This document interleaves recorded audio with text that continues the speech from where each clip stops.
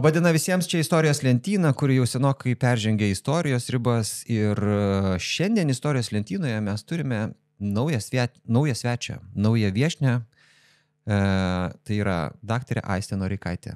Sveiki. Labadiena, Aistė. Aš jūs pristatysiu, jeigu teisingai pasakysiu. Jūs esate Vilniaus universiteto Tarptautinių santykių ir politikos mokslo instituto mokslo darbuotoja ir filosofijos fakulteto asistentė. Taip. Šiandien, ponai ir ponės, mūsų studijoje filosofijos daktarė, taigi pasiruoškite rimtai filosofiniai diskusijai. Ką jūs kasinėjate ten filosofiniuose lobynuose? Šiuo metu pagrindinis tikriausiai mano klausimas yra klausimas, kas yra asmuo. Tai tokiom sudėtingom savokom būtų filosofinė antropologija. Tai yra apie klausimą, kas yra žmogus, bet iš filosofinės pusės. Ir šiandien mes kaip tik tą temą ir norėtume pakapstyti ir aš iš toj vietų iš karto kabinuosi. Asmuo. Asmuo tai yra kas? Klausimas, kas yra asmuo, yra tas pats kaip klausimas, kas yra žmogus? Ir taip ir nesakyčiau, nes klausimas, kas yra žmogus, gali būti užduotas ir biologui, sakykime, medicinos darbuotojui, nežinau, ir antropologui tuo pačiu, tai žmogus gali būti ir homo sapiens rūšies atstovas. Tinkamas atsakymas, tinkamas. Žmogus gali būti ir tiesiog kūnas, biologinė mašina. Ir kartais net norim save taip matyti, ar ne, kai reikia sutvarkyti ką nors toje mašinoje. Bet filosofija labiau klausia ne, kas yra žmogus kažkokiu tokiu vienu aspektu, vieno ar kito mokslo tyrinėjimu, bet tokia labiau galbūt visuminė prasme. Kas yra žmogus iš esmės, kas yra žmogus kaip asmuo, kas sudaro jo kažkokią tai šerdį, esmę, be ko ir visi kiti aspektai negalėtų gyvuoti. Tai čia vienas aspektas. Ir dar galbūt dabar galvoju, kitas aspektas svarbus, kad didžioji dalis, net ir šiaip, kai klausom, kas yra žmogus, tai tarsi norim kažkokio tokio teorinio gal atsakymo, tokio pažiūrėjimo iš šono, patyrinėjimo ir aš galiu teoriją kažkokią išvystyti, pateikti atsakymą. Bet man atrodo, kad ką daro šita filosofijos kryptis, kuri bando užklausti, kas yra asmuo, tai jinai labiau prašo atsisukti į save ir pabandyti tokios savirefleksijos. Atsisukti į save ir pabandyti pažiūrėti, kas aš esu. Taip, labai šiandien norėtųsi kaip tik ne teorijos, o kažkokio tokio aiškesnio. Dabar sėdim čia du žmonės. Aistė yra asmuo, ar ne? Labai tikiuosi. Gerai, tada kitaip paklausiu. Kas galėtų leisti Aistę pavadinti asmeniu? Kada jinai jau pretenduotų į šitą statusą?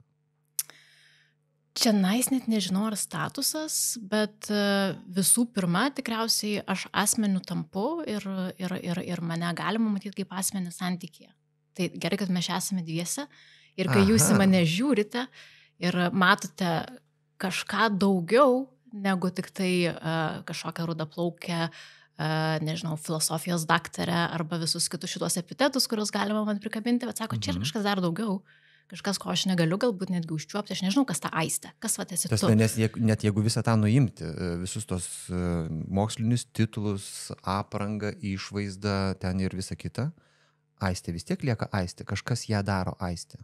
Taip, taip. Tai va ta širdis, kuri viena vertus manęs nėra ir be tų, sakykime, epitetų arba apibrėžtumo, kažkokių savybių ir taip toliau, visa tai yra mano dalis, bet net jeigu aš viską čia išvardinčiau, jeigu mane priimtumėm prie aparatų, surinktumėm visą mano, nežinau, biografiją, istoriją ir taip toliau, ir sakytumėm, va, čionais yra Aistė, turim pilną prašymą. Aš sakytum, tai, bet ne, yra dar kažkas daugiau. Tai va, kas tas kažkas daugiau? Ir šiandien apie tą kažką daugiau. Pabandysim. Bandysim. Jūs užsiminėte apie tai, kad žmogus yra santykis. Aš prisipažinsiu, kad paprašiau jūsų, kad duotumėt man namų darbų, kad aš galėčiau nors kažkiek pasiruošti šitai sudėtingai temai.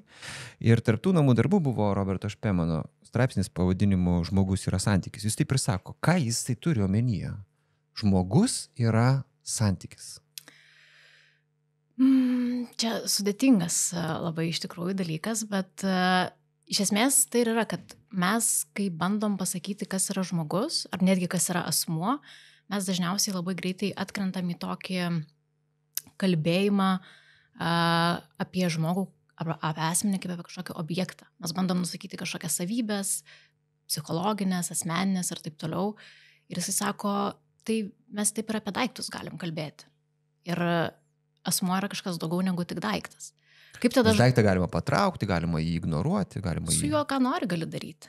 O žmogus yra, čia ir Kantas taip sako, kad žmogaus niekada negalima laikyti priemonė, jis yra tikslas, tas pats Taip. čia, ne? Taip. Ir net jeigu elgiuosi, aš galiu elgtis su žmogum kaip su daiktu, ar ne? Bet aš iš karto jaučiu, kad kažkas šiandien taip, kažką šiandien tokio darau. Su jokiu daiktu aš taip nesijaučiu. Yra tas skirtumas ir mes visi jį jaučiam. Tai va čia klausimas. Mes iš kur? turime vidinį kažkokį balsą, kuris leidžia mums jausti.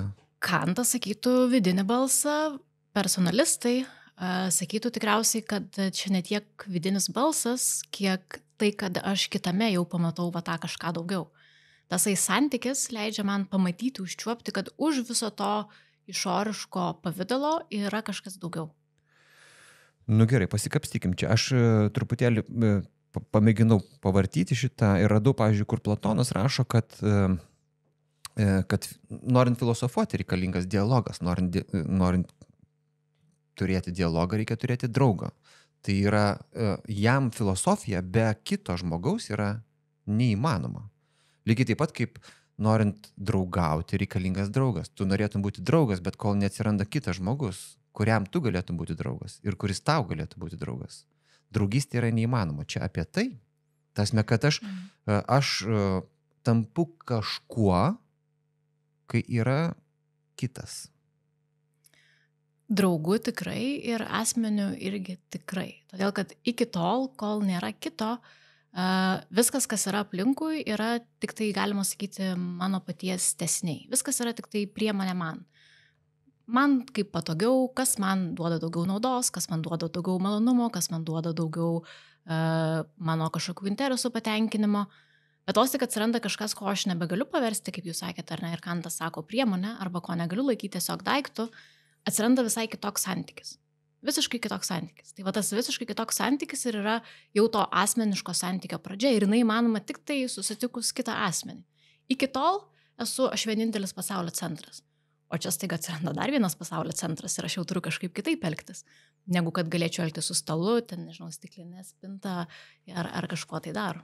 Bet ir tai reiškia, kad žmogus vienas, patekęs į negyvenamąją salą, jis praranda savo žmogiškumo galimybę, jis nebeturi erdvės, kurioje galėtų būti asmenių. Aš vis kažkaip žmogus keliauju. Robinzonas Kruzas vėl grįžo į asmenybinį lygmenį tada, kai sutiko penktadienį. Ne, čia nėra, ta prasme, tas asmeniškumas nėra, kad įsijungia ir išsijungia tokiu, sakykime, empiriniu susitikimu su kitu asmeniu. Jeigu aš jau turėjau tą asmenišką patirtį, jos jau niekaip negaliu ištirti. Net negali būti, čia nebent fikcinis scenarijus, kai staiga nebelieka nei vieno žmogaus ir staiga atsiranda vienas žmogus iš naujo kažkaip, ar ne? Ir tada, ko gero, jisai neturės jokių iš tikrųjų asmeniškų savybių, nes tiesiog neturės kaip užmegzti to santykio su kitu. Bet čia visiška fikcija, nes mes visi norim, nenorim, daugiau ar mažiau jau esam turėję ir neišvengiamai turėsim tą santykį. Tai dėl to labai daug filosofų ir personalistų, ir tas Pašpėmanas, ir Volšas, ir netgi Arendt tokia, jie visi sako, pasaulyje gyvena žmonės, ne žmogus. Asmenys įmanomi tik tai daugiskaita ir egzistuoja tik daugiskaita, ne vienaskaita. Nėra tokio dalyko kaip asmuo, yra tik tai asmenys. Nu tai kaip tada su ta vakarietiška linija, kurie sako, būk savimi, būk individualistas, pasitikėk tik tai savo jėgomis, tu viską gali, tau nieko nereikia. Tasme, čia tarsi kalba yra tai, kad mes tampame, išpildome tai, ko galėtume būti, kai esame su kitais, o va šita linija, kuri yra apie individualizmą, jinai sako, kad tu gali vienas pats eiti to keliu. Tau nereikia stebuklingų pagalbininkų. Čia klaida. Tai asmenys, personalistai daro skirtumą iš tikrųjų didelį tarp individo ir asmens. Tai atrodo labai panašios savokos ir kartais netgi sutapatinamos, bet jos turi tokią esminę skirtį arba skirtumą. Tai individas iš esmės yra tokia bendroji savoka.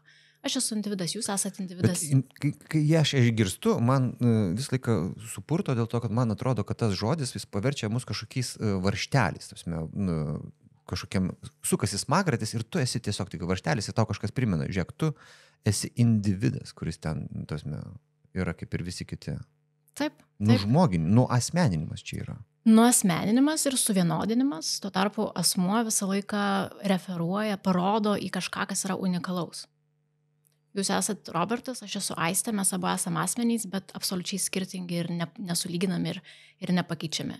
Varžtelį, individą galima pakeisti. Jūs kaip laidos vedėją galima pakeisti. Mane kaip pokalbio dalyvę galima pakeisti. Bet manęs kaip Aistės negalima. Jūsų kaip Roberto irgi negalima. Aš kaip ir pašnekovės nenoriu šiandien keisti, man labai įdomu šitoje teritorijoje. Dabar galvoju, kaip dabar... Iš psichologinės pusės aš tokį prisimenu dalyką tokį, kad kiti žmonės yra mūsų veidrodžiai. Mums kiti žmonės yra reikalingi tam, kad mes pamatytumėm tikrai savai aš. Iš gerosios pusės, iš blogo, iš visų. Tai čia irgi apie tai. Aš labai mėgstu iš tikrųjų pati taip sakyti, ypatingai draugams, kad mes esame vienas kito veidrodžiai. Tarkim, kažkokiam tikrai geram pokalbyje, kartais mes patys savęs nematome arba sunkiau mums save suprasti, po pokalbio staiga aiškiau pasidaro, ką daryti, kas aš esu, ko aš noriu. Tai tas veidrodžio aspektas. Ir čia iš tikrųjų atliepia labai ir tai, ką šitie filosofai tyrinėjantys asmenį sako, kad iš esmės mes labiausiai asmenys ir galim būti tokiam artimam, intensyviam santykė su kitu, tai yra draugystėje, meilėje, kažkokiam labai geroj bičiulystėje, nes aš turiu daugiausiai šansų būti tuo, kas aš esu. Santykyje. Būtent santykyje. Ir tie, kurie sako, aš va čia atsiriboju nuo visko, užsirakinu, pabėgu į kalnus ar į kažkokią sodybą, tie atsiriboja ir nuo didelės dalies savęs. Nuo galimybės realizuoti savo, sakykime, asmeniškumą, būti asmeniu labai įvairiais pavidalais. Taip. Aš čia vis galvoju, kad vis apie tą jungišką tokį prieimą visai neseniai kažkaip susidomėjau pasakomis ir buvom mes vienam seminare, kur žmonėms reikėjo pasirinkti kokią nors pasaką, kažką apie ją pasakyti. Ir aš žiūrėjau į tos žmonės ir tada supratau, kad kur kas daugiau yra jų pasakė, kai jie pasirenka, kad aš esu alavinis kareivėlis, ar aš esu ten koks žirnis kokiam nors ten ankštyje, ar ne. Ir jie pradeda pasakoti tą pasaką. Ta pasaka tiek daug pasako apie juos, kiek nepasako niekas, ką jie prieš tai ten bandė kažkaip, protingai, logiškai sudėlioti ir pasakyti, aš esu tas. Vat kai mes nukreipiam savo dėmesį į kažką kitą išorėje, koks tai bebūtų, vat, kitas asmo, kitas, ar ne, mes tada aiškiau, bent jau šono taip atrodo, aiškiau matom save. Aiškiau matom save ir netgi labiausiai gal būnam savimi, ta prasme, kad tol, kol aš matau tik save, tai aš esu tokia labai egocentrinė būtybė. Viskas yra tik tai man ir tik tai apie mane. Niekas man nėra tikra iš esmės. Viskas yra tik tai instrumentai, priemonės mano paties tikslams. Mano pasaulis yra mano ir tik tai mano. Kai aš įeinu į santykių su kažkuo kitu, kas jau nebėra mano ir aš jau nebegaliu jo nei kontroliuoti, nei kažką jam liepti, nei kažką su juo daryti, mano pasaulyje pagaliau atsiranda kažkas tikro, kažkas, su kuo aš turiu visai kitaip elgtis. Ir čionais aš jau tam tikrą prasme peržengiu netgi tą savo tokį egocentrizmą ar egoizmą arba tokį visišką nukreiptumą į save. Tai čia galbūt tas aspektas, kuris ir yra, kad tas kitas leidžia man netgi būti savimi iš esmės, tiek, kiek aš esu asmuo. Kažkas daugiau negu tik egocentrinė būtybė. Bet galbūt netgi darydamas tą žingsnį link kito žmogaus, aš turiu kažkiek apriboti savo laisvės. Pripažinti, kad Aistė yra tokia, man reikia ją priimti, vadinasi, šiek tiek nusimesti kažkokių tenais dalykėlių, kuriuos aš buvau pas save pasidėjęs. Ir tas apsiribojimas tarsi atrodo apribojimas, bet jūs sakot, kad tai yra atvirkščiai. Galbūt tai yra kaip tik žingsnis link to savo tikroje aš, kurį aš buvau kažkur tai pamiršęs. Čia toks labai įdomus paradoksas atsiranda, jo, atrodo, kad čia turiu apriboti save, kažko savo neleisti, nebegaliu čia kaip noriu daryti, man nepatogu, man nenaudinga galbūt netgi čia dabar kažką tai daryti ar kažkam kažką užleisti. Bet klausimas tada, ką aš čia apriboju.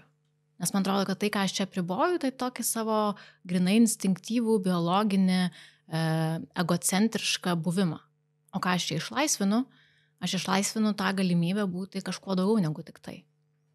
kažkuo, kas gali įeiti į tą vat, visai kitokį, išskirtinai žmogišką, netgi sakyčiau, santykį, kur nebėra dėmesys vien tik tai mane ir vien tik tai man. Taip visi gyvūnai daro. Visi gyvūnai yra labai savicentriškos būtybės. Tai tiek, kiek mes esam gyvūnai, kiek turim pasirūpinti savo išlikimu, tai mes irgi taip darom. Mes kalbam apie laisvę nuo. Nenorėsiu ir nedarysiu, ne? Laisvė nedaryti šito, persigalvoti tada ir tiesiog. Tai yra gyvūniškas dalykas. Taip daro ir gyvūnai, ne? Ir gyvūnai, laisvė nuo, čia tokia negatyvi. Kas yra laisvė nuo? Vat jo, čia toksai yra negatyvi laisvė samprata, filosofai sako, tai yra laisvė, kuri, tai yra taip suprantama laisvė. Laisvė nedaryti. Galbūt ne tiek nedaryti, kiek kaip tik laisvė, kad manęs niekas neriboja. Neįsipareigoti. Nepriklausyti, dėl nieko nesiaukoti. Galbūt tai, kad daryti bet ką. Manęs niekas nevaržo. Daryti bet nei ką. Išorinės aplinkybės, nei vidinės aplinkybės. O tada yra laisvė kam? Vat, pavyzdžiui, jeigu Aistė nebūtų sugalvojusi skirti tiek daug laiko, kiek jinai skyrė filosofijos studijom, jinai nebūtų filosofija. Jeigu Djokovičius būtų nesitreniravęs teniso ir būtų nevažiavęs su savo draugais, būtų neėjęs į treniruotės, o daręs, ką darė jie draugais, nebūtų tenisininkas. Pianistas, kuris atiduoda visą savo gyvenimą tam, kad išmoktų genialiai groti, jis renkasi. Jis renkasi tarsi laisvę būti pianistu, atsisakydamas viso kito. Žmogus, kuris prisiekia vienam žmogui kitam. Jis renkasi vieną tą žmogų iš visų, bet jis įgyja kažkokią, ką jis įgyja. Jis praranda laisvę, sakytų čia dabar individualistai. Ar įgyja kažką? Ką jis įgyja?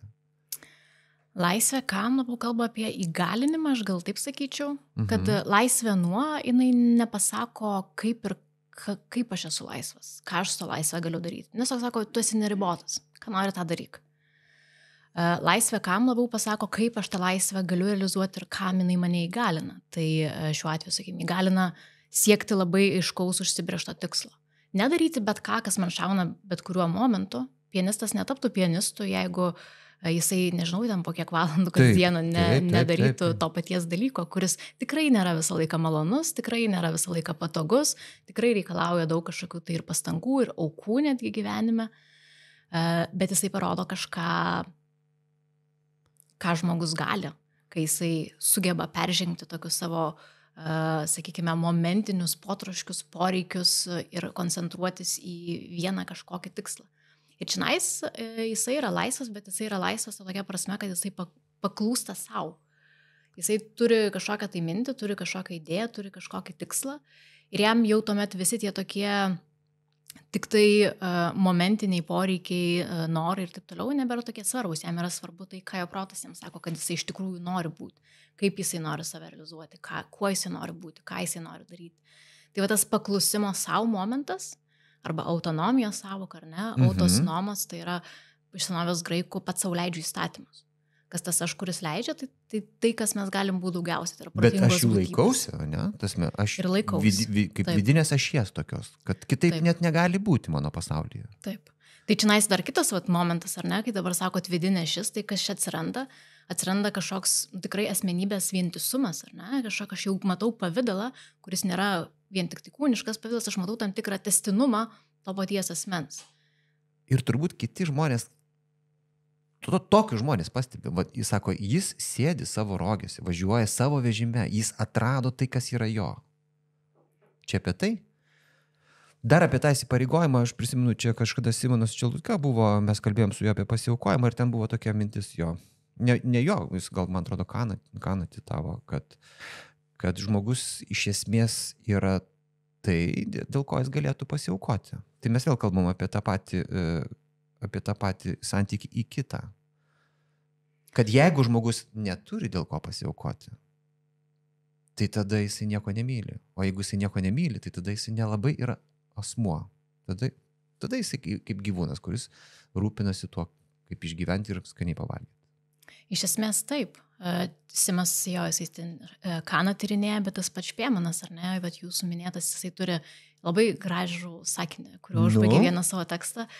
Bet irgi tokį paradoksalų, angliškai jis skamba life only lives on the sacrifice of life, tai verčiant pažodžiui būtų, kad gyvenimas gyvuoja arba yra gyvas tik tai pasiaukojimo dėka. Jeigu aš aukoju gyvenimą ir tada aš esu tarsi gyvas. Tai čia, ką tai reiškia, ne, kaip čia gali būti, arba tas jau tikrai pasiaukojimo momentas, kaip gali būti, kad aš paaukoju savo gyvybę, manęs net nebebus, bet kažkokiu būdu tai išsaugo mano gyvybę. Ką čia reiškia, ne, labai paradoksaliai skamba, bet man atrodo, šitokia dviprasmybė to gyvenimo ir gyvybės atsiranda, nes aš paaukoju, prarandu savo biologinę fizinę egzistenciją, bet tai dėl ko aš tą padariau, dėl ko aš galėjau numirti, atiduoti daugiausia, ką turiu. Manęs nebelieka po to, ar ne? Tam tikrą prasme leido man išlikti tuo, kas aš esu, tuo, ką aš suprantu, kas aš esu. Jeigu man yra svarbiau draugas, už kurį dabar aš pasiaukoju, arba valstybė, už kurią aš pasiaukoju. Idėja. Tai jeigu aš jį išduosiu vieną, arba antrą, arba trečią dalyką, tai kas mane apibrėžia kaip mane, kas be ko manęs nebūtų kaip manęs, tai jeigu aš juos išduosiu, ar aš vis dar būsiu gyvas, kaip biologinė būtybė, taip. Gyvensiu, valgysiu, bet tikriausiai labai kankinsiuos, nes kaip asmuo, aš nebebūsiu tas pats, aš jau būsiu arba labai stipriai sužeistas, arba netgi miręs. Būsiu gyvas, bet nebe. Čia žiauriai stipri vieta. Kaip ta frazė dar kartą aš pėmanu? Life only lives on the sacrifice of life. Taip, įspūdinga tikrai. Čia kažkaip pagalvojau apie Beowulfo istoriją, kai jis tenais iš pradžių nukauna tą pabaisą, o po to jam kokie 50 metų yra ir jis sužino, kad jam reikia įtikauti su drakonu ir jis supranta, kad greičiausiai iš tos kovos jisai nebegrįž. Bet jis taip pat priima sprendimą, remdamasis būtent visų to, ką jis dabar pasakė, kad jis kitaip negali. Čia yra jo visas gyvenimas. Ir jis tada nukauna tą drakoną, žuva tą drakoną. Jis pats žuvo šitoje dvikovoje, bet ta mirtis yra tarsi, tarsi paminklas visam tam jo gyvenimui. Ta mirtis jo gyvenimą padaro pilną. Taip, bet čia iš tikrųjų labai įspūdingas momentas, nes tai, ką parodo tokie dalykai, kai žmonės, čia aišku radikalu, kai aš galiu paaukoti gyvybę, bet yra tokių pavyzdžių, mes matome ir dabar toje pačioje Ukrainoje, ar ne, kur žmonės literaliai atiduoda savo gyvybės, tai už valstybę, ar ne, už tai, kuo tiki, tai kiek mes daug turime savyje, kai pagalvoju, kokį čia mūsų neįtikėtiną veidą, galimybės atskleidžia tokie momentai. Mes galim tokius dalykus daryti. Niekas daugiau pasaulyje negali. Mes galim ir kažkur mumise yra tas kraujas, genai. Čia graikai iš tikrųjų rūpindavosi labiau kaip jiems garbingai numirti, o ne kaip ilgiau gyventi. Kai Achilui sako, ar tu norėtum važiuoti namo ir ten ilgai ten dar būti ilgai ir laimingai, jisai sako, ne, aš noriu numirti taip kaip herojus, dėl ko aš čia atsiradau šitame pasaulyje. O mes gyvenam, man atrodo, hamletiškame pasaulyje, kuriame mes vis sakom, būti ar nebūti, būti ar nebūti. Ir atsakymas, kad aš bijau ten, Hamletasgi bijo peržengti nežinomybės lenkščio, va šito. Bijo nežinomybės, o kas bus po to, kai ateis mirtis. Ir jis tada supranta, kad tas baimė tos nežinomybės jį užrakina. Bet jeigu tu sakai, kad aš bijau, tai tu sakai nebūti. Ir tada vadinasi lieki pasaulyje šiapus, kuriame tu esi ne visai tai, ką Aistė vadina asmeniu, ne? Ir netgi sakyčiau, ne visai tuo, ko galėtum būti. Nes kiekvienas iš mūsų galime ir jau esame tam tikrų aspektų asmenys. Mes tą potencialumą visi turime. Klausimas, kiek mes renkamės šitą dalyką aktualizuoti, realizuoti ir būti tuo, ko mes jau esame tarsi. Kiek mes galime paversti tą potencialumą kažkokiu tai aktualumu. Iš net ir su tais pačiais individais tas pats, ar ne, kažkiek tai. Mes renkamės būti tik individai, orientuotis tik tai į tai, ko aš noriu, ko aš siekiu, kuo daugiau pliusiukų, kuo daugiau Google kalendoriui įvykių, kuo daugiau kažkokių tai, daiktų, uždirbtų pinigų, titulų arba dar kažko. Ką tai pasako apie mane kaip asmenį? Klausimas didelis. Mažai ką tikriausiai. Kaip individas aš atrodo labai išsipildęs, bet kaip asmuo pakankamai liūdnas, ko gero. Šliogeris šitoje vietoje kalba apie tai, kad žmogui, norint gyventi pilnai, jam reikia drąsos. Drąsa yra, tai ir Arendt apie tai sako, apskritai, drąsa yra tokia universali vertybė, kad be jos neegzistuoja niekas kitas. Tu gali sakyti, kad esi čia toks, nežinau, toks teisingas, toks labai geras, bet jeigu neturi drąsos visą tai paversti tuo, ką tu sakai, tada tai tarsi neturi jokios reikšmės. Ir aš atradau tokį vieną momentą, kad drąsus žmogus turi pasitikėjimo kitais. Taip gali visko nutikti, bet jis tiesiog pasitikė kitais ir tas pasitikėjimas jam suteikia drąsos. Tai vadinasi, drąsa irgi yra kažkas, kas priklauso nuo kito, nuo santykio. Aš manau, sutinku šitą vietą su Šliogeriu ir visai čia įdomiai su to pasitikėjimu galbūt jungti pamatėt. Nes jo, šiaip iš tikrųjų bandant, net nebandant ar ne, bet tokiam santykėje su kitu, su asmeniu, to pasitikėjimo reikia.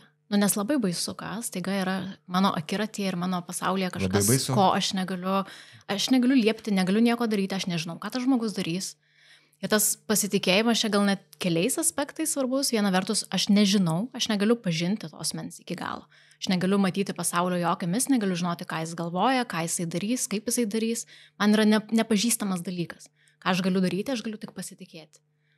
Kažkoks tai visai kitas santykis atsiranda. Arba nepasitikėti. Ir tada tu neini tenai, ne? Neini, bet labai daug iš savęs atimi, aš manau. Kadangi tik tame santykėje aš ir pats atsirandu kaip asmuo, ar ne? Tik tai santykėje. Tik pasitikėjime.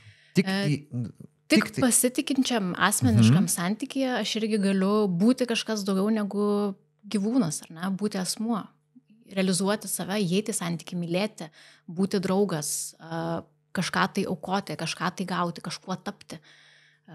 Čionais yra neišvengiama. Tai atrodo, kad taip apriboju, bet apriboju save ar neįeidamas tą santykį, tik tai tą tokį visiškai egocentrinį buvimą, bet aš kiek savo daug duodu. Ir jeigu aš nepasitikiu, jeigu aš neleidžiu savo įeiti į tą santykį. Tada sakai kaip Hamletas, nebūti tada.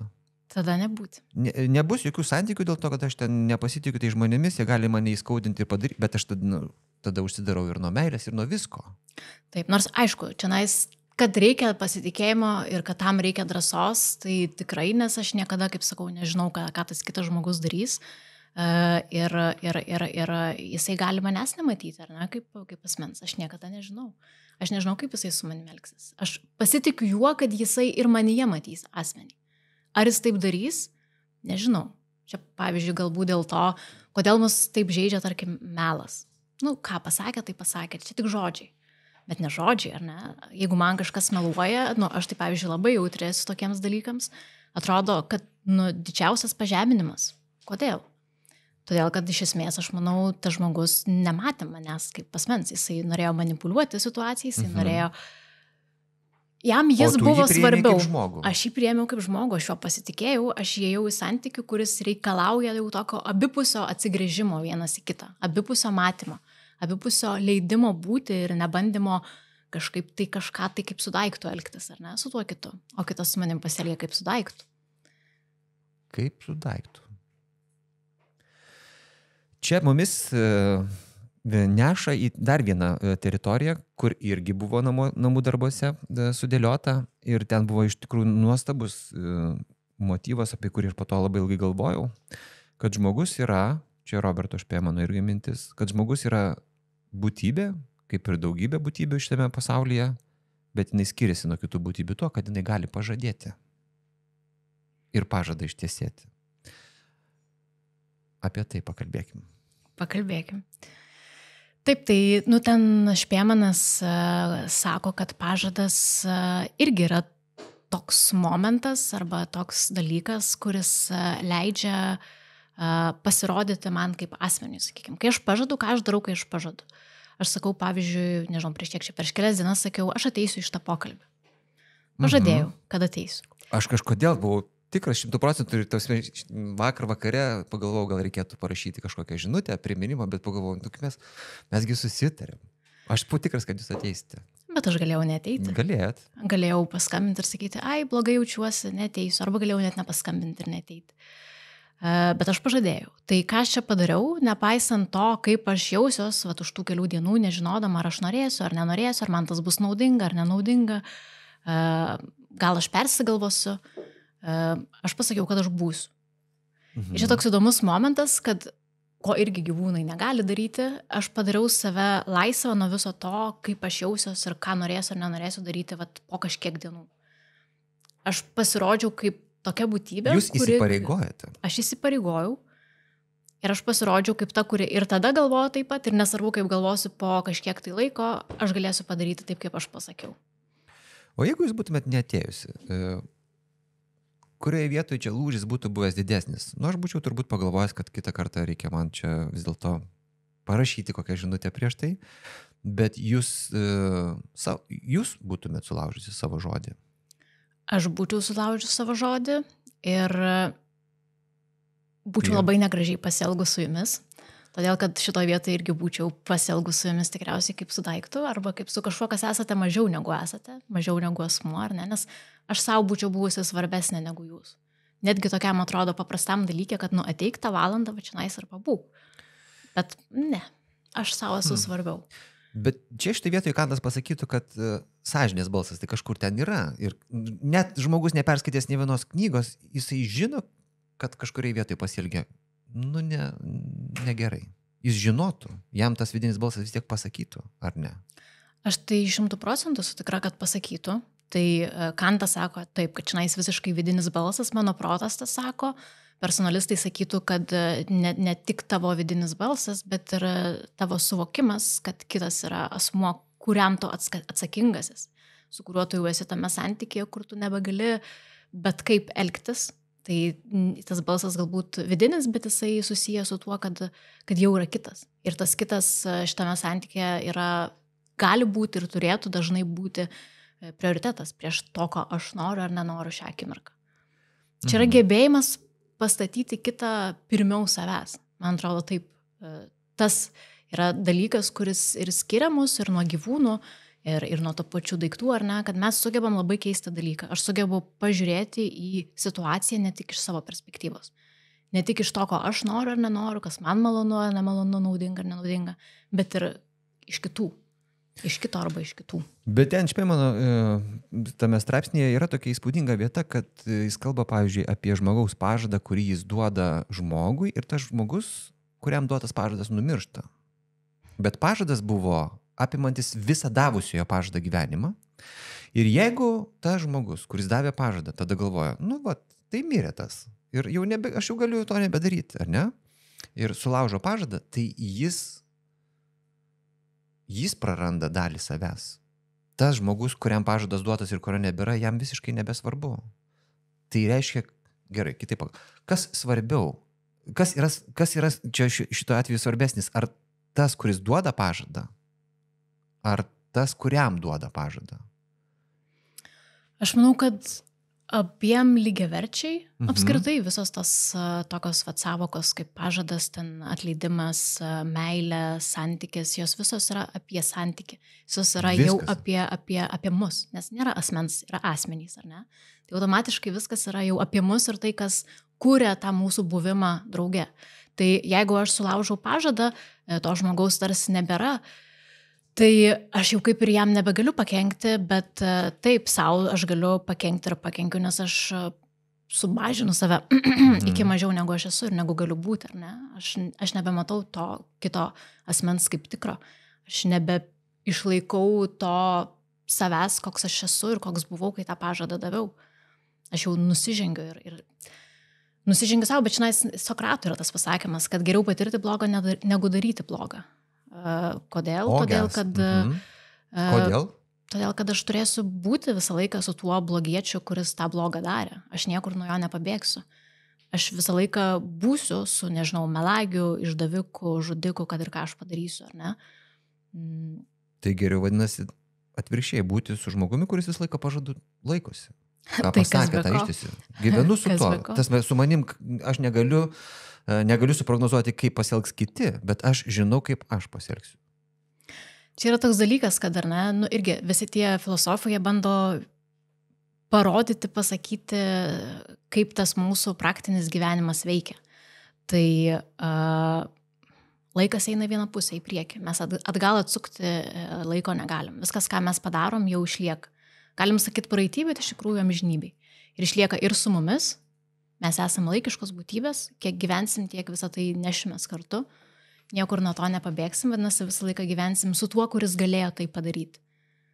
Lygiai tas pats ar ne, ir su, aišku, sako, blogiau daryti blogą, bet patirti blogą lygiai taip pat, ar ne, aš visą laiką žinosiu, kad kitas galėjo tai padaryti. Čianais bloga, netgi paprastas atrodo toks dalykas kaip melas, aš visą laiką žinosiu, kad tas žmogus galėjo man pameluoti. Sakys, aigi čia nieko tokio, nu man čia tiesiog va taip pat išėjo, bet tu galėjai tai padaryti. Aš jau žinau, kad tu galėjai su manim va taip va pasielgti. Kažkas pasikeitė.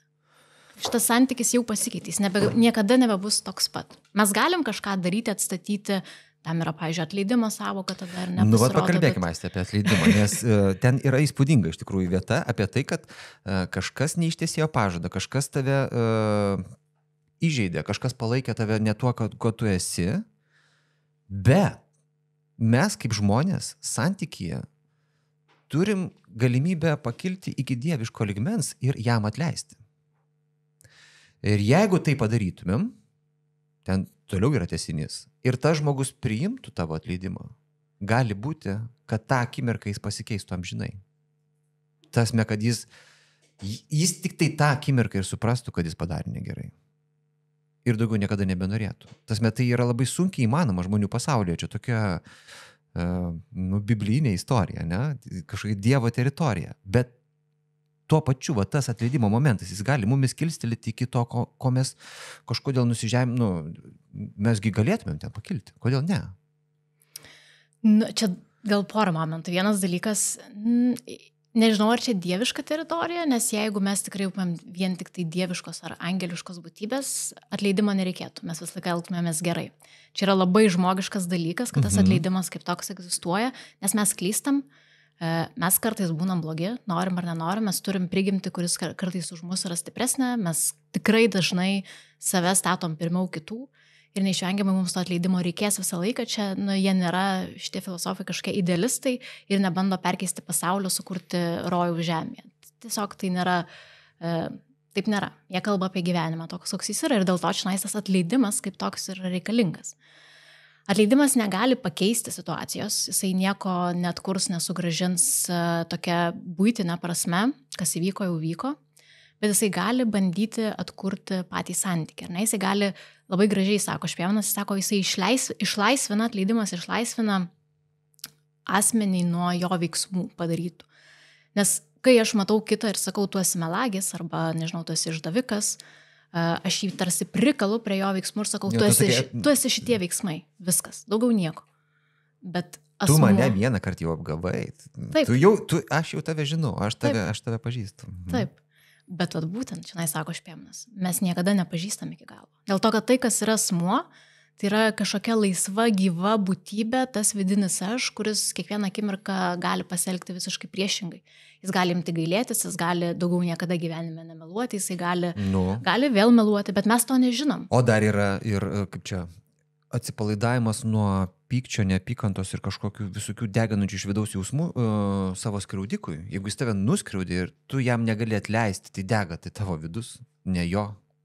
Čia taip, bet čia tokia, sakykime, psichologai mėgsta šitą dalyką, ar ne? Atleidimą kaip tokį, sakykime, asmeninį pratimą savo paties gyvenimo palengvinimui, bet ką sako Špėmanas ir kiti personalistai, kad visų pirma atleidimas yra svarbesnis tam kitam.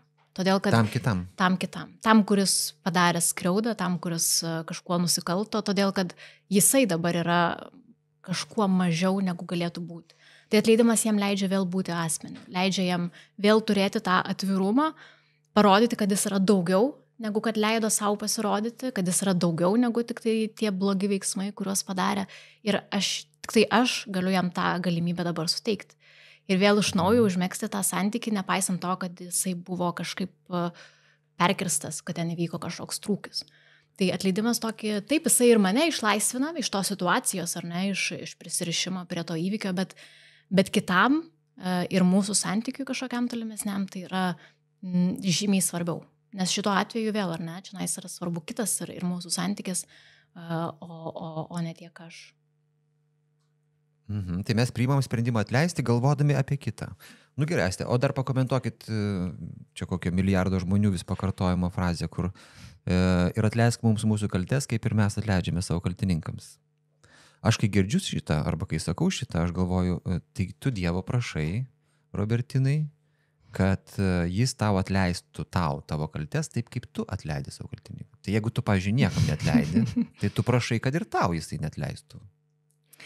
Nu, čia naisvadas galbūt dieviškas momentas jau atsiranda, kad iš tikrųjų atleisti labai sunku yra, ne? Ypatingai jeigu tai yra labai sunku. Ir net kai jūs sakote, aš nusprendžiu atleisti, kai kurie filosofai sako, aš nenusprendžiu, aš negaliu nuspręsti, tai nėra dalykas racionaliai priimamas. Aš negaliu duoti argumentų, kodėl tu turėtum atleisti, kaip ir negaliu duoti argumentų, kodėl turėtum mylėti, pavyzdžiui. Neįtikinsi mylėti, ar neįtikinsi atleisti, čia yra kažkas daugiau. Žinais, dar viena tokia geba, kur jau net peršoka mūsų tokią racionalią gebą, kodėl aš turėčiau. Man sako, jeigu aš žinau, kodėl myliu, tai vadinasi, aš dar nemyliu. Arba čia tada aš ne apie meilę. Tu tiesiog arba myli, arba ne. Ir nėra jokių argumentų tenai, ne? Tokia teritorija čia. Nėra racionalizacijų. Neįmanoma pilnai išsakyti to racionalia kalba. Tai su atleidimu lygiai taip pat, tai yra kažkas... nežinau, kažkoks širdies pasikeitimo momentas, kuris atleidžiu arba neatleidžiu. Tai gerai, čia ir yra ta mistinė teritorija, bet pažadas yra apsisprendimas. Aš tau duodu pažadą, aš nusprendžiau duoti to pažadą, aš noriu tau duoti pažadą. Tai va čia yra ta teritorija, kurie, viskas nuo manęs priklauso. Taip, šitoj teritorijai taip. Aš dar šitoj vietoje labai noriu apie bendrą politinį paveikslą, nes man atrodo, kad šitoje vietoje mes gyvename visuomenėje, kurio pažado vertė yra, kaip ten sako tie ekonomistai, infliacija patyrusi ten, ar hiperinfliacija. Už pažadą nieko nebenupirksi, nes pas mus yra teisės viršenybė. Viskas, ką galima garantuotai susitarti, turi būti kontraktais. Bet man atrodo, tarp pažado ir kontrakto, tarp žodžio legalus ir doras yra kažkoks didelis skirtumas, esminis skirtumas, didžiulis. Vienas išoriškas, kitas vidinis, vienas reikalingas išorinių prievartos priemonių arba galimybės joms pasireikšti, ar ne, mane privers, jeigu aš turiu pasirašęs dokumentą. Arba nubaus, taip. Tai čionais privers išoriškai mane elgtis taip, kad tai atrodytų tarsi tai yra gera ir dora. Ar tai bus iš tikrųjų, ar aš tai prijausios darydamas, čionais jau niekas negali pasakyti, net ir aš kartais negaliu pasakyti, ar ne? Ar aš iš tikrųjų čia padariau iš geros intencijos, ar vis tik tai iš kažkokių tai asmeninių paskatų. Ta tokia teritorija, savo sielos širdies žinojimo, savo netgi intencijų žinojimo irgi nėra visą laiką skaidri, nes vėlgi, ar ne, aš negaliu žinoti, ne tik kitos mens negaliu žinoti, aš net kartais savęs negaliu žinoti iki galo, ką aš ten iš tikrųjų galvojau, jaučiau, kai aš dariau vieną arba kitą dalyką. Bet pažadas šiuo atveju, jisai yra grinai apie tavo vidinį apsisprendimą ir to sprendimo laikymasi. O kad jisai yra patyręs infliaciją ir nuvertėjęs, tai aš gal sutikčiau. Ir nelabai žinau, ką čia padaryti. Ir ar tai reiškia, kad visuomenė, kurioje pažado reikšmė kaip po tokia mažėja žmogiškumo? Ar kaip čia, koks kitas žodis, nežinau. Mažėja to perso... Tikro santykio, sakyčiau. Tikro santykio. Čia yra kažkokia koreliacija tarp šitų dalykų? Manau, kad taip, todėl kad jeigu mes tikrai gyventumėm visuomeniai, kurioje drąsiai 100% galim pasitikėti visais. Čia tokia utopinė visuomenė. Utopinė, bet bent jau labiau, ar ne? Tarkim, aš nebijočiau palikti autobusą rankinės išeidama trumpam 5 minutėm į lauką. Dabar bijau, kodėl, nes nepasitikiu, ar ne? Nes nesu tiek tikra, kad kiti iš tikrųjų... O ne, aš šito nebijau, šito nebijau kažkaip, kad nepavoks, bet taip, kad pasitikėti.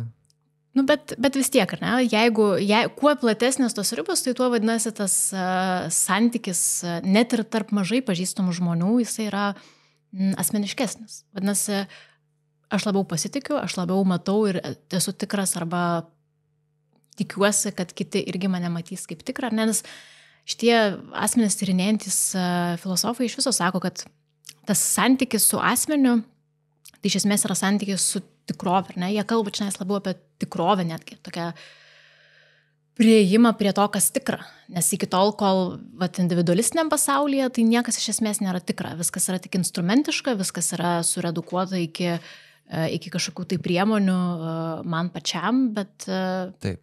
tiek ir yra aš ir mano pasaulis. O tai, kas tikra, tai yra tai, kas yra už to, kas vien tik man ir apie mane. Ten, kur aš jau atrandu savo kažkokią ribą, kitą kaip ribą, kitą kaip netgi kažkokių tai normų šaltinį, man kitas nepasako, bet kažkokiu tai keistų būdų diktuoja, kaip aš turėčiau su juo elgtis, kaip aš turėčiau, kad aš turėčiau jo, pavyzdžiui, neskriausti, kad aš turėčiau su juo elgtis kaip su asmeniu. Ir jeigu aš pasiekiu tokį tašką, kai aš tam kitam noriu duoti pažadą, aš pakylu nuo tos gyvūniškos savo prigimties link asmenybinės teritorijos. A ne? Taip. Aš tada ir pats realizuojuosi kaip asmenį, ir kitą matau, pripažįstu. Čia irgi personalistų žodis. Aš nepažįstu kitą asmenį, aš pripažįstu jį kaip asmenį. Arba atpažįstu, kad tai yra kažkas kita. Aš jo negaliu kažkaip apibrėžti, negaliu duoti apibūdinimo galutinę, ar ne? Nu, kaip ir sakiau, negalėčiau aprašyti, kas yra vienas ar kitas asmuo. Bet aš pripažįstu arba atpažįstu, kad tai yra asmuo. Ir tada jau galiu įeiti į tą kitą santykį. Galiu žadėti, galiu mylėti, galiu draugauti, galiu atleisti. Gyvūnai negali to daryti. Gyvūnai negali? Ko dar negali daryti gyvūnai? Ką gali asmenys? Nu, čia tikriausiai pagrindinis dalykas, ar ne? Pagrindinis dalykas netgi, ar ne? Kad aš galiu apriboti savo tokią egocentrinę būtį. Nes gyvūnai yra iš esmės, jie veikia valdomi instinktų arba savo tokių biologinių poreikių. Jie negali pažiūrėti į situaciją, liūtas negali pažiūrėti į situaciją iš kito liūto pozicijos. Jisai nori valgyti, jis ir draskys kažką, ar ne? Jisai nori užimti teritoriją, jisai rodys savo galią. Žmogus gali matyti, aš gal pirmas atėjau troleibuse prie sėdynės ir aš labai pavargus ir noriu atsisėsti, bet matau, kad ten močiutė su lazda stovi. Aš galiu leisti atsisėsti, galiu neleisti, turiu tokią laisvę, ar ne? Bet tiek, kiek esu asmuo, aš galiu matyti, kad jai sunkiau. Joks liūtas negali to matyti, kad jam sunkiau ir juo labiau užleisti kažką. Prigimty gyvūno nėra tokio dalyko, yra, kaip pasakyti, noras išlikti kiek įmanoma ilgiau, stipriau, demonstruoti galę, gyvybę ir visą kitą, o mūsų ta gyvybės samprata jinai šiek tiek platesnė, ar ne? Jinai įima ir tokį asmenišką santykį, kuriame kitas gali būti svarbiau negu aš. Tai aš galvoju, kad be pasitikėjimo kitu, be gebėjimo susitarti didesniems grupėms nebūtų įmanomos valstybės, civilizacijos, imperijos, kažkokie didelės grupės žmonių, kurios kartu galėjo padaryti žymiai daugiau negu būtų padariusios, jeigu būtų likę po vieną. Taip, ir net ir paprasti mažesni dariniai, net ir draugystė nebūtų įmanoma. Tai aš manau, kad šiuo atveju ta asmens samprata jinai įgalina mus taip natūraliai netgi mąstyti apie žmonių santykius ir mažose ir didesnėse grupėse. Tai leidžia ieškoti, kaip tas mūsų asmeniškumas gali reikštis mums jungintis į bendruomenės, į grupės. Kodėl tai nėra dirbtinis dalykas? Ar ne? Nes yra nemažai filosofų, kurie sakytų, kad valstybė yra kažkas mums primesta išoriško, kažkas, kas mus suvaržo, kažkas, kas reguliuoja, kad mes čia kaip vilkai neišsipjautume, kiekvienas ar ne žmogui vilkas. Sako koks Hobbesas, sakykime, taip, ar ne. O ką, Hobbesas neteisus? Jis sako, valstybė yra reikalinga tam, kad jinai apsaugotų mus nuo karo visų prieš visus, nes tas, koks ten tas jo yra, tas jūs natūralis, ne, tas gamtos instinktas mumis priverstų kariauti vieni su kitais. Jis neteisus? Aiste. Aš tai sakyčiau, kad ne. Bet... Apginkite tai, apginkite. Tai tiesiog, kadangi mes turime ar ne tokią gebą kaip matyti kitus kaip asmenis, mes turime gebą matyti kitus apskritai kaip tikrus ir tas santykis leidžia mums netgi patiems kažkaip būti labiau tuo, ko mes galim būti. Tai politika, valstybė, bet kokios politinės bendruomenės irgi yra proga mums realizuoti save. Būti su kitais, ar ne? Nes vienas iš asmeniškumo, ko gero, tokių realizacijos būdų yra būti su kitu. ar draugystėje, ten, ar poroje, ar bendruomenėje, ar valstybėje, mes visi drauge galim sukurti ir leisti savo būti kažkokiu labai specifiniu pavidalu. Pavyzdžiui, būti visiems bendrai kaip piliečiai, siekti bendrų tikslų, netgi aukotis, ar ne, ir Taip. vėlgi grįžtant prie tų pačių, nežinau, ar Ukraina, ar ten kokia sausio 13, tie pavyzdžiai, kur žmonės eina ir gali atiduoti gyvybę už nepažįstamą arba už tai, ko dar net klausimas ar yra, ar ne, valstybė, kas tai iš viso tik savoka, kaip aš galiu pamatyti tą dalyką. Bet žmonėms tai yra svarbu, tai yra jų tapatumo dalis, tai yra tai, kas juos apibrėžia kaip tai, kas jie yra. Ir kai aš internalizuoju tą, ar ne, kai tai aš suvokiu kaip savo paties neatsiejamą dalį, aš galiu labai daug dalykų daryti, kurių joks hopsiškas vilkas negali. Bet čia labai geri pavyzdžiai. Aš galvoju, o kaip atsitinka tai, kad mes tai pamirštame? Kažkokiu metu kažkas mumis įtikina, kad savanaudiškumas yra kažkoks tai gyvenimo variklis. Bet va tie pavyzdžiai, sausio 3. Ir net galim nekalbėti apie gyvybės atidavimą. Kalbėkime apie močiutės, kurios ten kepa košę arba ten blynus kažkokius neša į sausio 13-osios ten aikštę, ne? Kalbėkime apie tai, kiek žmonių norėjo padaryti viską, ką tik tai gali ukrainiečių pabėgėliam, kai jie čia ėjo. Ir tas daugybė istorijų. Ir mes pamatysim, kad jeigu tai prisiminti, varyti savo gyvenimą atgalios, sukti kažkokį filmą, tai įspūdingiausios vietos yra tos, kuriuose mes darom kažką kartu, nesavanaudiškai. Meilė irgi yra nesavanaudiška, ne? Draugystė irgi yra nesavanaudiška. Viskas, kas mums labiausiai daro žmonėmis, yra kaip tik apie tą santykį, apie ką mes šiandien ir kalbam. Bet mes kažkurioje vietoje pamirštam tai ir sakom, va, aš čia turiu savirealizuotis, ne? Ir sąmoningai pabėgam, ar kaip čia, pasiklystam ir pabėgam nuo savęs. Kodėl tas atsitinka, nežinau. Tiesiog mes turim ir tą kitą prigimtį, ar ne? Mes esame ir gyvūnai. Iš dviejų pusių. Mes esame iš dviejų dalių. Taip. Tai tą Kantas irgi labai gražiai, ar ne, nusako, kad taip, mes turime ir tą gamtinę prigimtį, bet turime ir tą tokią grynojo proto prigimtį kažkokią. Esam ir būtybė, kuri gali būti daugiau negu tik tai. Bet tiek, kiek, aš tai sakyčiau, kad tiek, kiek mes neturim dėmesingumo tai savo kitai pusiai, tai asmeniškai pusiai, tai va tiek tada ir užmiegam tam tikrą prasme. Nebesistengiam būti tuo, kas galim būti. Čia tokio savirefleksijos, dėmesingumo, sąmoningo buvimo kažkokio tai klausimas, aš manau, yra. Ir aišku, tose kritinėse situacijose tas galbūt išryškėja, nes tenais aš labai aiškiai pajuntu, kiek daug aš galiu netekti. Man kasdieną, kai aš užsiemusi kitais dalykais, gali netrodyti, kas ta valstybė, mokesčius sumoku ir dar ir čionais ir viskas, ar ne, nueinu prabalsuoti vieną kartą. Hopsiškas leviatanas. Dar čia mane prievartauja kažką daryti, ar ne, kažką nekilnojamo turto mokestį. Bet jeigu atsirastų ir atsiranda ar ne grėsmė šitam dalykui, staiga aš labai aiškiai pamatau, kiek daug arba kiek mažai, ar ne, kažkuriais galbūt atvejais, iš tikrųjų tai man reiškia. Kiek daug tai yra dalis manęs. Tai ta grėsmė, jinai suaktualizuoja tą dalyką. Jisai visą laiką buvo, ko gero, visą laiką yra. Bet jo, tose kritinėse situacijose, išimtinėse situacijose tas labai stipriai pasimato. Paprastom dienom galbūt tiesiog mums tokio dėmesingumo buvimui reikėtų daugiau. Bet ir man netrodo, kad net ir toje situacijoje lietuviai yra praradę pasitikėjimą vieni kitu, kad santykis mūsų su savo sesėm ir broliais yra kažkoks persmelktas va šito nepasitikėjimo, neėjimo į tą vietą, kur yra duodami pažadai, kurie nebus sulaužyti. Taip, aš esu savo arčiau negu visi kiti. Čia, man atrodo, pagrindinis principas, kuriuo dabar didžioji dalis mūsų ar negyvenam. Ir mes patys kartais, tai yra sunku, mes jau kalbėjome apie tai, ar ne, kad tai yra sunku, reikia drąsos, reikia pasitikėjimo. Vyrauja tas įsivaizdavimas, kad individualistinis gyvenimas yra geriausias, palankesnis. Tai sunku būti asmeniu.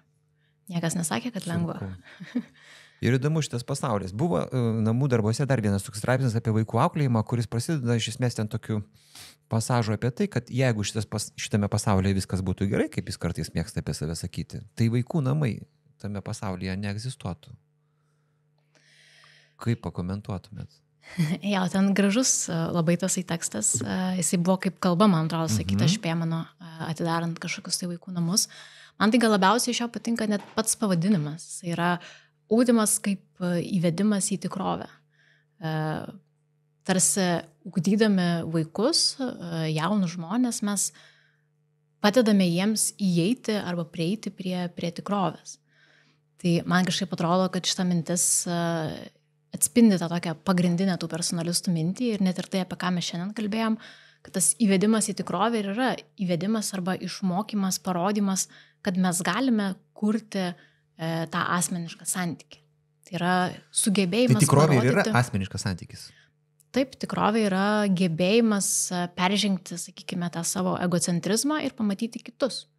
Pamatyti, kad yra kiti būties centrai, yra kiti asmenys, kurie gali būti svarbiau negu tu, arba bent jau lygiaverčiai negu tu. Kad visą laiką turiu galvoti ne tik apie aš, bet ir apie mes. Špėmanas ten kalba apie tai, kad tas mokymas, ypač kalbant apie vaikus, vyksta ne mokymo būdu, o gyvenimo kartu būdu, patyrimo kartu būdu, dalinimosi kasdienybė būdu. Ir ten jis kalba, pavyzdžiui, apie dalinimąsi kasdienybės grožį, pastebėjimų kartu. Ir kalba apie tai, kad ten žmogus, kuris dirba ruošos darbus, mergaitė ar berniukas, kurie daro kažką su tėčiu arba mama, ane, jie auga dėl to, kad darydami tai pradeda suprasti tai, ko neįmanoma išmokinti jokiose mokyklose. Tai vadinasi, vėlgi, mokymasis vyksta, kaip čia, ne intelektualiuoju būdu, ne dėl to, kad mokytojas kažką bando išmokinti, bet jis tiesiog vyksta per patyrimą. Per patyrimą ir santykį. Ir santykį, labai svarbu, taip. Ir dar galbūt net ir tai, ko mokama čia svarbu, nes mes dabar labai dažnai tą ugdymą ir mokymą suprantam kaip kažkokių tai įgūdžių suteikimą, ar ne? Aš turiu išmokti skaičiuoti, turiu išmokti rašyti, turiu išmokti kažką tai konstruoti, daryti ir panašiai. Tai visa tai yra svarbu, bet tai nėra ugdymas ta tokia giliaja tikrąja prasme. Kas yra daug svarbiau, man atrodo, ką ten bando pasakyti Špėmanas, kad aš turiu išmokyti tą žmogų, jauną žmogų, turėti teisingą santykį su tikrove. Tai čia reikia turėti iš pradžių patiems tą santykį kažkokį su tikrove. Visų pirma, taip. Ir tada to neįmanoma kažkaip teoriškai papasakoti, ar ne? Čia yra tik tai per patirtį, tik tai mylėdamas kitą aš galiu jam parodyti, kas ta meilė yra. Tik tai būdamas draugas aš galiu parodyti draugui, kaip aš suprantu, kas ta draugystė yra ir ko galbūt aš irgi tikiuosi iš draugystės. Tik tai per tą asmenišką santykį aš galiu parodyti, priimdamas sprendimus, aš galiu parodyti, kaip sprendimus reikia priimti. Svarstydamas apie tai, ar turėčiau rinktis gerą ar blogą dalyką, pasirinkdamas gerą su visa kančia, kuri kartais galbūt eina su tuo sudėtingumu ar ne pasirinkimo, aš galiu parodyti, kad tai įmanoma, kad taip reikia, kaip tai atrodo, kad viskas yra tvarkoje, kad man gali būti sunku, kaip aš turiu elgtis tose sunkumuose. Čia nėra taisyklių, ar ne? Gyvenimas nesikartoja, tai nėra matematika, tai nėra daugybos lentelė.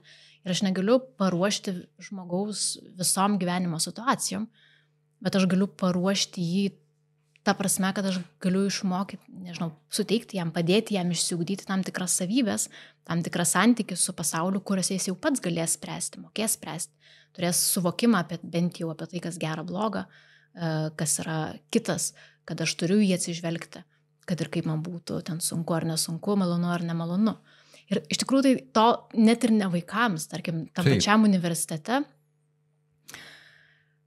aš turėčiau dėstyti tik tai dalykus, bet studentai, kurie ateina, jiems žiauriai daug noris ir jie nori grinai asmeniško santykio. Tiesiog pabendrauti. Ir atrodo, kad jie nori tokio, tai irgi yra jautrus metas, ar ne, 18-19 metų žmonės išeina į gyvenimą ir jie nori šiek tiek susigaudyti, kaip čia tas gyvenimas. Ir jiems negali duoti jokių patarimų, negali kažkaip tai nugyventi jų gyvenimų už juos, bet gali pasakyti, nu jo, tas gyvenimas visoks, jisai ir toks, ir anoks, ir sudėtingas, gali pabūti šalia.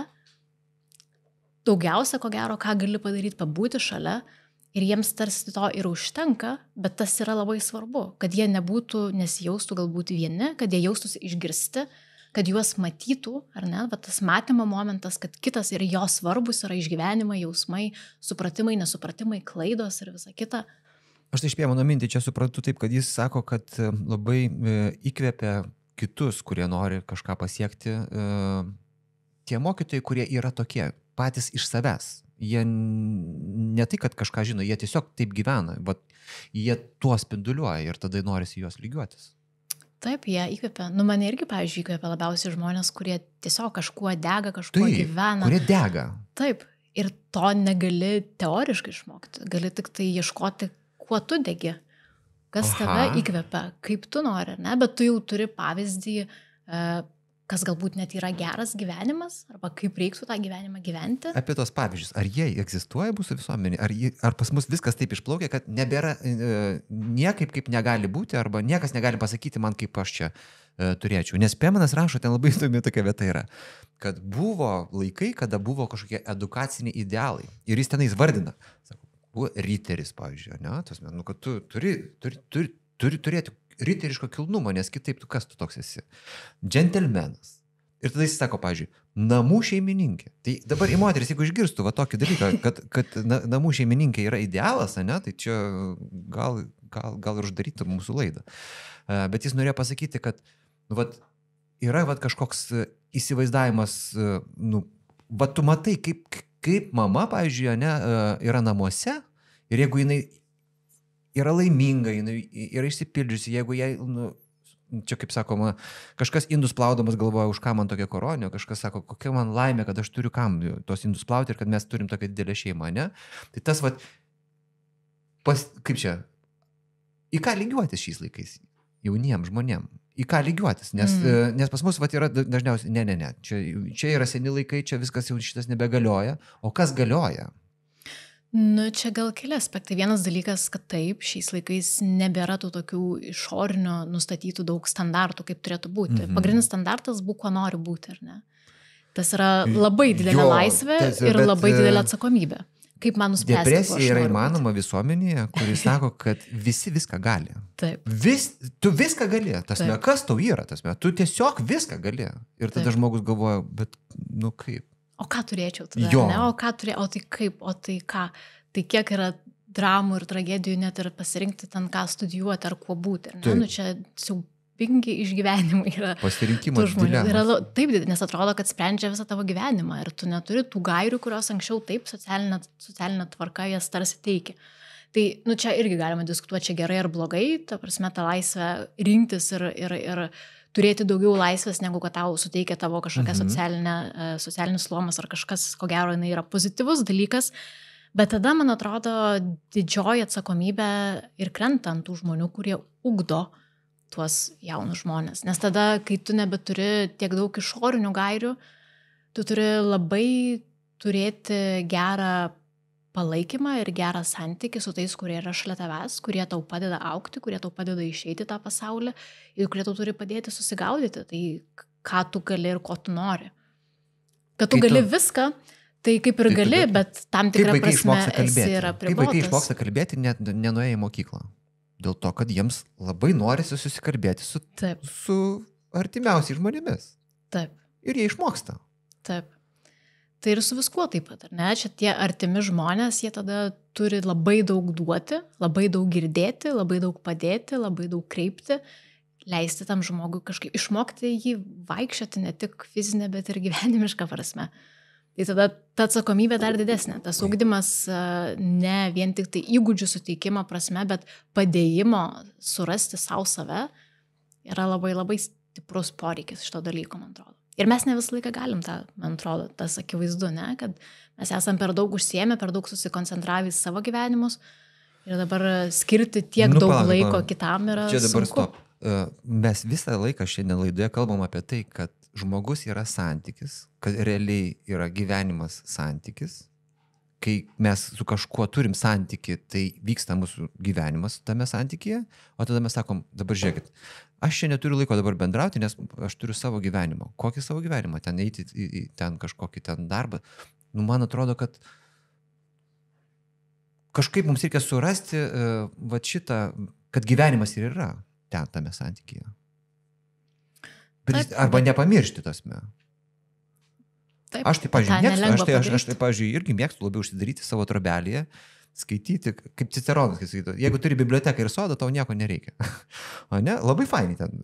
Nu, bet savaitę laiko pabūni vienas, nu vis tiek gal reikia prisiminti, kad yra tikrasis gyvenimas, tai yra santykyje. Ir net jeigu tu kažką parašysi, tu gali kiek nori save apgaudinėti. Tu neparašytum nieko, jeigu žinotum, kad niekas neperskaitys. Jeigu vienas žmogus perskaitys, tai gal jam ir rašiai.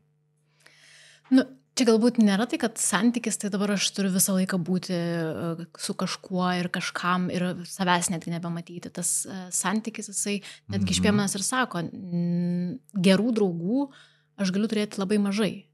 Labai mažai. Dėl to, kad tai yra labai intensyvus dalykas. Aš tam turiu labai daug savęs skirti. Tai šitoj vietoj nėra altruizmas maksimalus kažkoks, kur aš esu tik kitam atsakymas.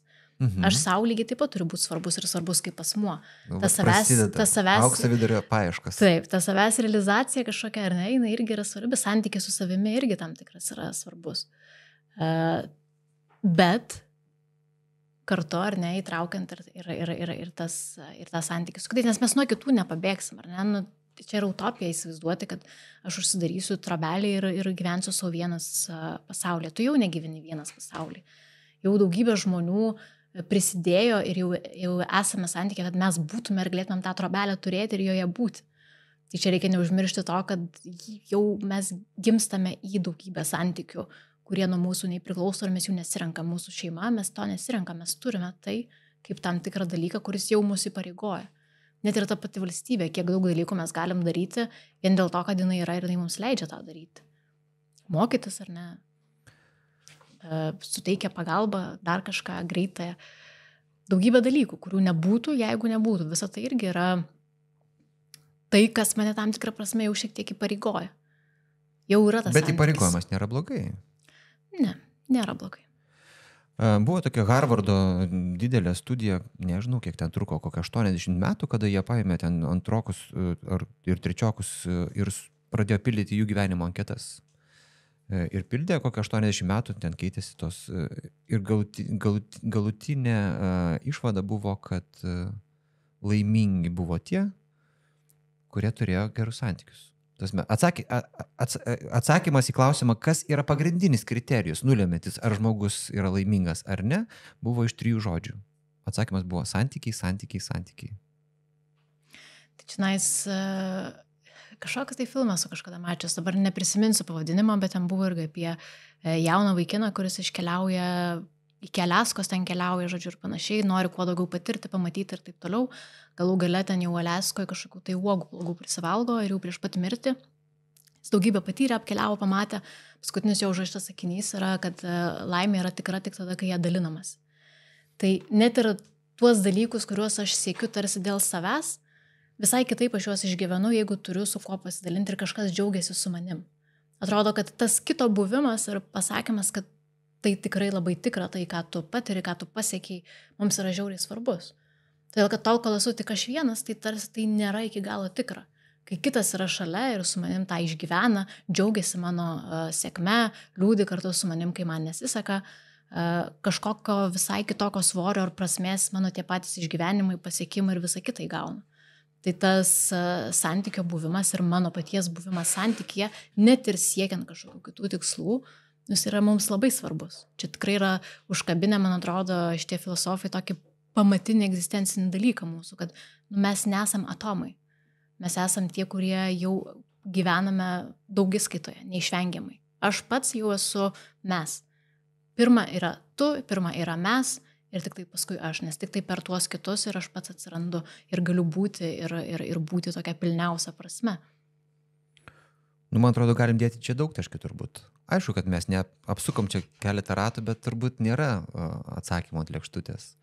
Bet kaip Aistė sako, mes labai kviečiam visus prisijungti prie mūsų, kad mes neliktumėm šitoje studijoje dviese. Pakomentuokit, pratęskit diskusiją, atsiųskit klausimų, parašykit atsiliepimų, kad mes jaustumėmės, jog esame būryje žmonių, su kuriais įdomu kalbėtis ir kad jums įdomu ir kad mes kažko pasidalinom. Ane? Ačiū, Aistė, labai, kad atėjote. Buvo žiauriai įdomu su jumis susipažinti. Ačiū jums. Iki. Iki.